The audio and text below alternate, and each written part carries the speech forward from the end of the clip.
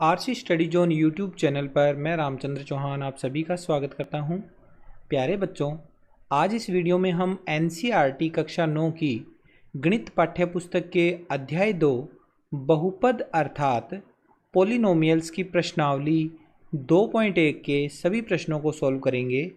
इस वीडियो में आगे बढ़ने से पहले अगर आपने अभी तक चैनल को सब्सक्राइब नहीं कर रखा है तो प्लीज़ चैनल को सब्सक्राइब ज़रूर कर लें, क्योंकि आपकी गणित पाठ्यपुस्तक से संबंधित सभी प्रश्नावलियों के महत्वपूर्ण वीडियो, प्रश्नावलीवार वीडियो आपको इस चैनल पर लगातार मिलते रहेंगे। आइए स्टार्ट कर लेते हैं इस वीडियो को। प्रश्न नंबर 1 करेंगे। सबसे पहले प्रश्न नंबर 1 में दिया हुआ है, निम्नलिखित व्यंजकों में कौन कौन एक चर में बहुपद हैं और कौन कौन नहीं है। कारण के साथ अपने उत्तर दीजिए। हमें यहाँ पर कुछ प्रश्न दे रखे हैं और हमें ये बताना है कि ये जो बहुपद दे रखे हैं इनमें से कौन कौन से एक एक चर में बहुपद हैं। तो हमें दो चीज़ें नोट करनी है। पहला तो ये देखना है कि ये जो बहुपद है इसमें चरों की संख्या कितनी है, और दूसरा ये चीज़ भी चेक करनी है कि क्या वास्तव में यहाँ पर दिया गया बीजीय व्यंजक एक बहुपद है भी या नहीं। तो दोनों को मैंने बताया हुआ है बेसिक वीडियो में किस प्रकार से जांच करते होते हैं किसी भी बहुपद को। मैं आपको यहाँ पे शॉर्ट में बता देता हूँ। आप इसमें ये देखोगे कि चर की घात अगर एक पूर्ण संख्या है, पूर्ण संख्या माने 0, 1, 2, 3, 4, अगर चर की घात इस तरह से कोई संख्या आ जाती है तो वो बहुपद होता है। चर की घात कभी भी माइनस में नहीं हो सकती, चर की घात कभी भी बटे में नहीं हो सकती। ये आपको ध्यान रखना है। अगर किसी बहुपद में चर की घात बटे में आ जाए, माइनस में आ जाए, तो वह बहुपद नहीं होता।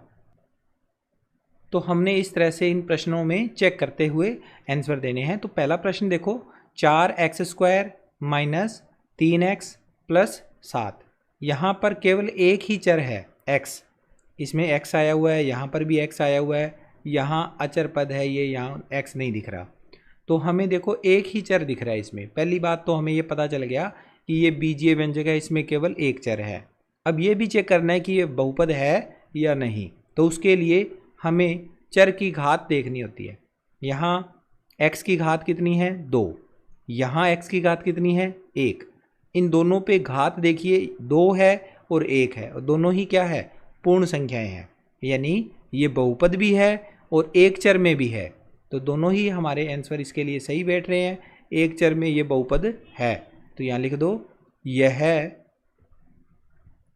एक चर में, यह एक चर में बहुपद है, यह एक चर में बहुपद है। ठीक है। अब इसका दूसरा प्रश्न देखो, y की power 2 plus under the root 2।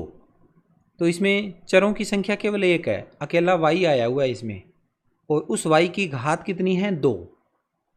ठीक है। तो y की घात 2 हो सकती है अगर कोई बहुपद है जिसमें y की घात यानी कि चर की घात पूर्ण संख्या हो तो वो बहुपद होता है।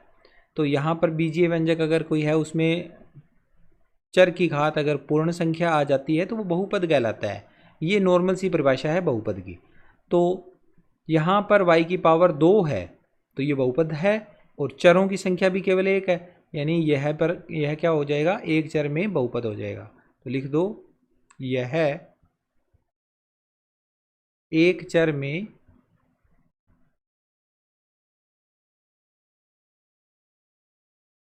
बहुपद है। ठीक। अब एक चीज़ इसमें और रह गई, साथ में इसने कहा कि कारण के साथ अपने उत्तर देने हैं। तो इसका कारण क्या है, कारण भी हमें लिखना पड़ेगा। कारण लिख दो, क्योंकि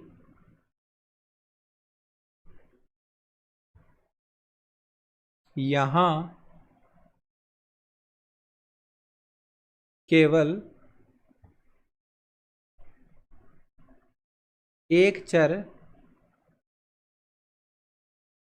x है जिसकी घात पूर्ण संख्या, जिसकी घात क्या है पूर्ण संख्या है। ठीक, ये इसका कारण हो गया। इसमें क्या कारण लिखोगे? इसका कारण भी उसी तरह से, क्योंकि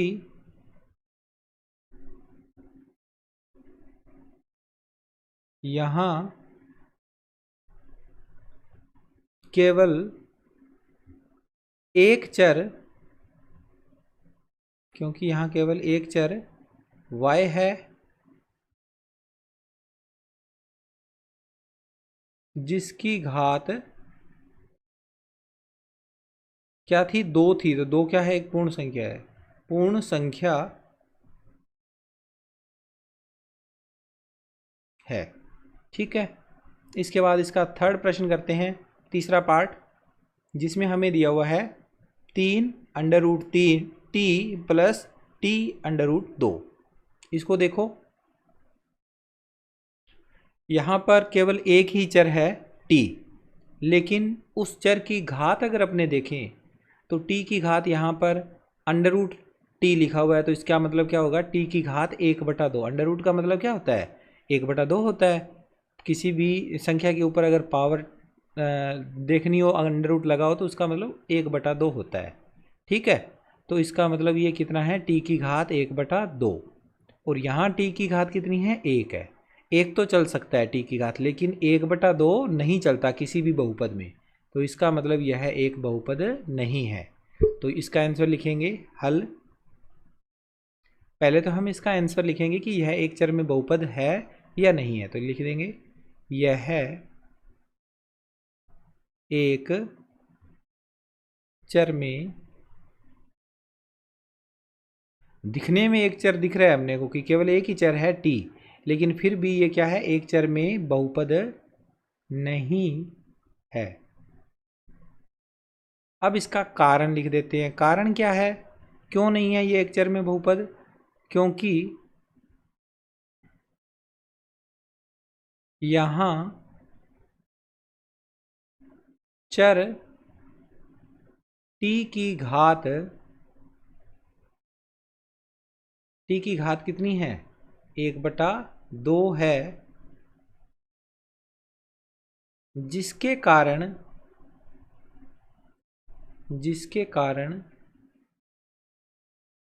यह एक बहुपद नहीं है। बहुपद की परिभाषा में क्या होता है कि चर की जो घात होनी चाहिए वो एक पूर्ण संख्या होनी चाहिए। तो यह बहुपद ही नहीं है, क्योंकि घात एक पूर्ण संख्या नहीं है।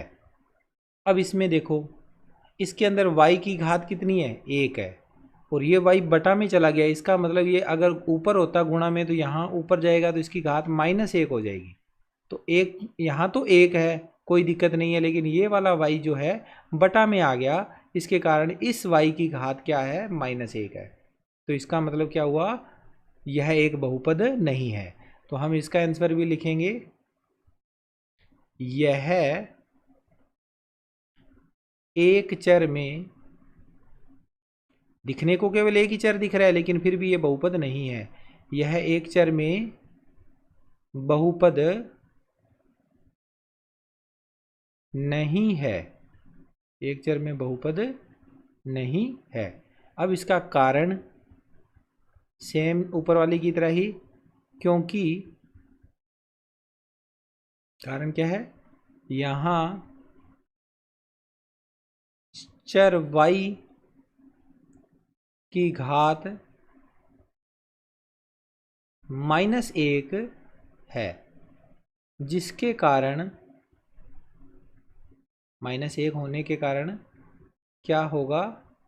जिसके कारण यह एक बहुपद नहीं है।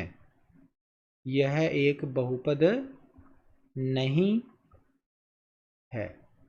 ओके, आगे बढ़ते हैं इसके बाद अगले प्रश्न पे। क्वेश्चन नंबर इसका 5वां, जहाँ पर हमें x की घात 10 प्लस y की घात 3 प्लस t की घात 50। तो बच्चों ये बहुपद तो है, क्योंकि 10, 3 और 50 ये एक पूर्ण संख्याएं हैं। इसका मतलब बहुपद तो है, लेकिन यहाँ चरों की संख्या अलग अलग, 3 चर आ गए इसमें, x हो गया, y हो गया, t हो गया। 3 चर आ गए। इसका मतलब हम लिखेंगे यह एक चर में बहुपद नहीं है। यह एक चर में बहुपद नहीं है। क्यों नहीं है तो इसका कारण जान लो। क्योंकि यहाँ x y, x के साथ कौन कौन से दो चर और आए हुए हैं, y आया हुआ है और t। ये 3 चर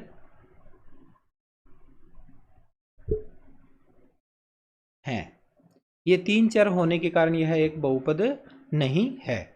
आई होप आपको ये पहला प्रश्न अच्छे से समझ में आ गया होगा। आगे चलते हैं। अब हम इसका सेकंड क्वेश्चन करते हैं। आसान सा है बिल्कुल ही सेकंड क्वेश्चन।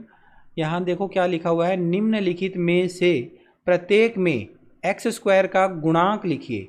गुणांक यानी कि गुणा में आने वाला अंक। ये हमें 4 प्रश्न दिए हुए हैं। यहाँ चारों प्रश्नों के आंसर हमें इस बहुपद को देख के लिखना है। तो इसके अंदर देखो 2 plus x square plus x में एक्स स्क्वायर का गुणांक बताना है। एक्स स्क्वायर का गुणांक, तो एक्स स्क्वायर का गुणांक बताना बड़ा ही आसान काम है। देखो एक्स स्क्वायर ये रहा, इसके गुणा में क्या आया हुआ है, इसके जस्ट आगे क्या है, प्लस का 1 है। तो प्लस का 1 इसका आंसर हो जाएगा। ठीक है, प्लस का 1। अब दूसरा प्रश्न इसका सेम इसी तरह से। यहाँ पर बहुपद दिया हुआ है 2 minus x square plus x की पावर 3। इसमें भी हमें एक्स स्क्वायर का ही गुणांक बताना है। एक्स स्क्वायर का गुणांक तो क्या आएगा, एक्स स्क्वायर ये रहा, इसके गुणा में क्या है, इसके यहाँ पर 1 है और आगे माइनस भी है। तो इसका उत्तर आ जाएगा माइनस का 1। ठीक है, इसमें आ जाओ तीसरे क्वेश्चन में। यहाँ पर दिया हुआ है पाई बटा 2 एक्स स्क्वायर प्लस एक्स में एक्स स्क्वायर का गुणांक। एक्स स्क्वायर का गुणांक, एक्स स्क्वायर के गुणा में क्या लिखा हुआ है, पाई बटा 2। तो एक्स स्क्वायर का गुणांक क्या हो गया, पाई बटा 2 आंसर। इसमें क्या होगा बच्चों, ध्यान से देखो, अंडर रूट 2 एक्स माइनस 1 में एक्स स्क्वायर का गुणांक। एक्स स्क्वायर का गुणांक, इसमें आपको एक्स स्क्वायर कहीं नहीं दिख रहा। एक्स स्क्वायर वाली इसके अंदर कोई पद है ही नहीं है। इसका मतलब क्या हुआ कि अगर कोई पद है था भी तो उसका गुणांक 0 होने के कारण वो पद इसमें नहीं दिख रहा, यानी कि उसका गुणांक क्या हो जाएगा, 0 हो जाएगा। अगर कोई पद नहीं है जो हमें चाहिए तो इसका मतलब उसका गुणांक 0 होगा। ठीक है, आगे चलते हैं। इसके बाद तीसरा प्रश्न, 35 घात के द्विपद का और 100 घात के एक पदी का एक एक उदाहरण दीजिए। द्विपद का मतलब क्या होगा और 35 घात का मतलब क्या होगा, पहले ये समझो। 35 घात का मतलब उसकी घात कितनी होनी चाहिए, 35 होनी चाहिए। मैक्सिमम घात, सबसे बड़ी घात 35 होनी चाहिए। 35 से छोटी घात भी हो सकती है, लेकिन 35 घात वाला पद जरूर होना चाहिए उस बहुपद में। और द्विपद का मतलब पदों की संख्या केवल 2 ही होगी। और 100 घात का एक पदी का मतलब घात कितनी होगी, 100 होगी और पदों की संख्या 1 रहेगी। तो इसके दोनों ही प्रश्नों के उत्तर हम दे देते हैं। पहले हम देते हैं इसमें 35 घात का द्विपद। 35 घात का द्विपद, तो हमें चर ले लेते हैं। चलो हम इसमें x ही ले लेते हैं, x की घात 35। ये पद तो उसमें आएगा ही आएगा। अब इसके साथ आप कुछ और भी लिख सकते हो। यहाँ पर आप ये लिख सकते हो 4x की घात 30 लिख सकते हो। 2 पद हो गए ना, ये पूरे 2 पद पूरे करने थे। 35 से बड़ी घात नहीं होनी चाहिए, छोटी घात चाहिए, आप कुछ मर्जी लिख दो, चाहे आप सीधा 4 ही लिख दो तो भी चल जाएगा। ठीक है, लेकिन 35 से बड़ी घात नहीं होनी चाहिए और 35 होना भी चाहिए। ऐसे नहीं कर सकते कि 35 वाला लिखे ही ना। 35 घात है, इसका मतलब x की घात 35 तो लिखना ही पड़ेगा। अब इसका दूसरा प्रश्न है 100 घात, तो यानी कि 100 घात वाला एक पद ही बताना है। तो x की घात 100 तो आएगा ही आएगा, x की घात 100 वाला पद। 100 घात का एक पदी, एक पदी यानी कि सिंगल एक ही पद होगा। तो आप x की घात लिख दो चाहे y की घात लिख दो, कोई दिक्कत नहीं है, आप ऐसे लिख सकते हो y की घात 100। अब इसके आगे आप प्लस माइनस में कुछ नहीं लिख सकते, इसके आगे आप यहाँ अगर चाहो तो 3 लिख सकते हो गुणा में, तब ये एक ही पद है, 3y की घात 100। आगे आप प्लस या माइनस में कुछ नहीं लिख सकते, गुणा में आप चाहो तो इसको 13 लिख सकते हो, ये लो 13 लिख दोगे तो भी ये एक पद ही रहेगा। तो ऐसे इसके दो आंसर हो गए ये अलग अलग। ये हो गया 35 घात का एक पद, दो पदी द्विपद, और ये दूसरा है 100 घात का एक पदी। आगे बढ़ते हैं, इसके बाद इसका चौथा क्वेश्चन। चौथे क्वेश्चन में हमसे पूछा गया है निम्नलिखित बहुपदों में से प्रत्येक बहुपद की घात लिखिए। ये 4 प्रश्न हैं, इनकी हमने घात बतानी है।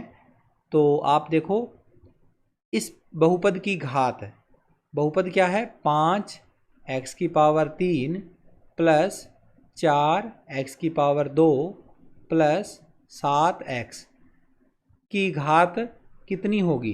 तो घात वाला बेसिक कॉन्सेप्ट वीडियो अगर आपने देखा होगा तो मैंने बताया था कि किसी बहुपद की घात चर की सबसे बड़ी घात होती है। इसमें देखो चर x की सबसे बड़ी घात कितनी है, 3, तो बहुपद की घात भी 3 ही होगी। ठीक है, यहाँ पर दूसरा प्रश्न इसका सेकंड, जिसमें हमें दिया हुआ है 4 माइनस वाई की घात 2। इस पूरे बहुपद की अगर घात ज्ञात करनी है तो क्या करेंगे, यहाँ पर देखो चर कहाँ पर है, ये रहा चर y, y की पावर कितनी है, 2, सबसे बड़ी पावर यही है, तो यही हमारी बहुपद की घात हो जाएगी। तीसरे प्रश्न में पाई बाई 2 x की घात 2 प्लस x का मतलब क्या हुआ, यहाँ x की घात 1 है। तो इस बहुपद की घात कैसे ज्ञात करेंगे, यहाँ चर x है, 2 बार आया हुआ है, इधर भी है इधर भी है। इस x की घात तो है 1, इस x की घात है 2, तो बड़ी घात कौन सी है, 2 है, तो पूरे बहुपद की घात भी क्या हो जाएगी, 2 हो जाएगी। अब इसका चौथा पार्ट, जिसमें बहुपद है √2x माइनस 1, इस बहुपद की घात हमें बतानी है। तो कैसे बताएंगे, यहाँ पर केवल एक ही जगह पर x आया हुआ है, ये रहा, तो इस x के ऊपर पावर कितनी है, 1 है, तो इसका मतलब बहुपद की घात भी 1 हो जाएगी, यानी 1 हो जाएगी। ठीक है, आगे चलते हैं। इसके बाद प्रश्न नंबर 5 करेंगे। 5वें प्रश्न में हमसे पूछा गया है बताइए कि निम्नलिखित बहुपदों में कौन कौन बहुपद रेखिक हैं, कौन कौन द्विघाती हैं और कौन कौन त्रिघाती हैं। रेखिक बहुपद, द्विघाती बहुपद और त्रिघाती बहुपद हमने छांटने हैं इनमें से। तो बच्चों, रेखिक बहुपद कौन से होते हैं, जिनकी घात 1 होती है, द्विघाती बहुपद जिनकी घात 2 होती है, और त्रिघाती बहुपद जिनकी घात 3 होती है। तो यहाँ पर देखो, पहले बहुपद में हमें बताना है कि ये कौन सा बहुपद है। तो यहाँ मैक्सिमम घात कितनी है, 2, और यहाँ पर 1, 2 और 1 में से बड़ी वैल्यू 2 है, यानी कि इस बहुपद की घात 2 है। तो 2 घात वाला बहुपद क्या कहलाता है, द्विघाती बहुपद। तो लिख दो, यह एक द्विघाती बहुपद है, यह एक द्विघाती बहुपद है। सेकंड, इसमें देखो सबसे बड़ी पावर, यहाँ x की घात कितनी है, 1, यहाँ x की घात 3, तो बड़ी पावर 3 है, तो 3 होने के कारण यह त्रिघाती बहुपद होगा। तो लिखो, यह एक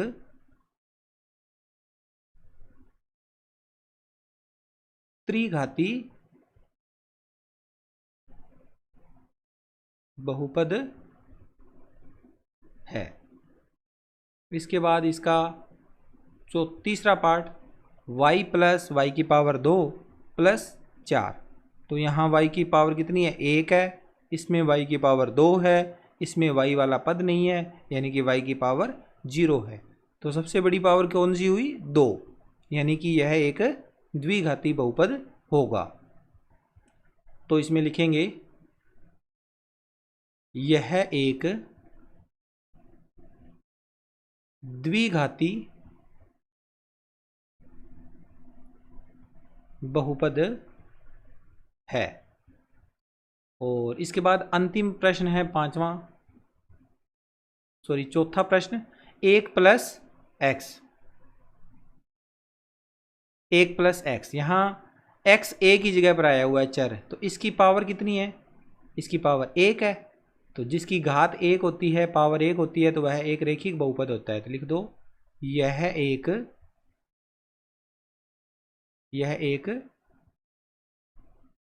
रैखिक बहुपद है। रैखिक बहुपद है। ठीक है, नेक्स्ट आगे चलते हैं। इसके बाद इसका अगला प्रश्न, 5वां पार्ट, जहाँ पे दिया हुआ है 3t। तो यहाँ t की घात कितनी है? t की घात 1 है। तो इसका मतलब यह भी क्या हुआ? एक रैखिक बहुपद हुआ। यह एक रैखिक बहुपद है। यह एक रैखिक बहुपद है। इसी तरह से इसका छठा पार्ट देखो। छठे पार्ट में क्या दिया हुआ है? r की घात 2। पावर 2 वाला सिंगल एक ही पद है इसमें, लेकिन पावर 2 होने के कारण यह एक द्विघाती बहुपद है। यह एक द्विघाती बहुपद है। घात के हिसाब से ही हमारा बहुपद बनता है। एक घात वाला बहुपद रैखिक बहुपद कहलाता है, जिसकी घात 2 होगी द्विघाती बहुपद, 3 घात वाला त्रिघाती बहुपद। अब इसके बाद इसका सातवां पार्ट देखो, 7x की घात 3। तो मैक्सिमम पावर यहाँ सिंगल पद भी है, लेकिन मैक्सिमम पावर यहाँ कितनी है? 3 है। x की घात 3 है सबसे बड़ी वैल्यू। तो यह एक त्रिघाती बहुपद हो जाएगा। यह एक त्रिघाती बहुपद है। ठीक है बच्चों, इसके साथ ही आज का यह वीडियो यहीं कंप्लीट होता है। आपकी 2.1 प्रश्नावली के सारे प्रश्न हमने सॉल्व कर लिए। आपको कौन सा प्रश्न सबसे अच्छे से समझ में आया है, आप कमेंट करके क्वेश्चन नंबर लिख के आप मेरे को उत्साहित कर सकते हैं। आपको अगला वीडियो तुरंत मिलेगा थोड़े टाइम ही बाद। तो आप तब तक मेरे यूट्यूब चैनल पर बने रहिए। Take care, bye bye.